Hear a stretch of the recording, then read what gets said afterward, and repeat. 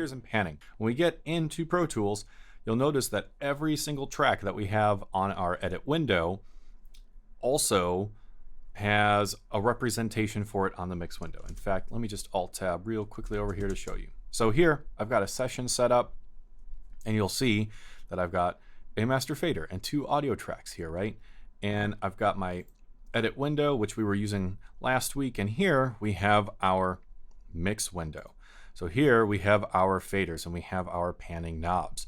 You can see that there's a couple differences between all of these, but long story short, these affect how loud anything plays back on that audio track. So if I rename something here, let's say I rename this Footsteps. Updates there, updates on the mix window as well, so you can always know that this is referring to the same track as that. Okay, just so you know where they are. So on these faders, 0 equals unity, right? And what that means is Pro Tools is then going to play back the audio file at the same loudness that the audio file actually is. So Pro Tools isn't changing its playback of that file at all, right?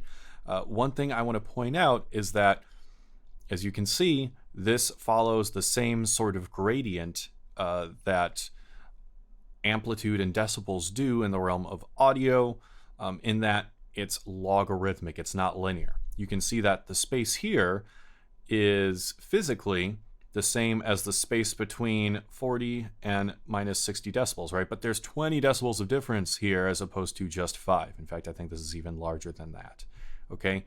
I just want to point that out because it's much more geared towards easily and quickly changing how we are perceiving audio as opposed to the actual energy that's needed to generate that audio.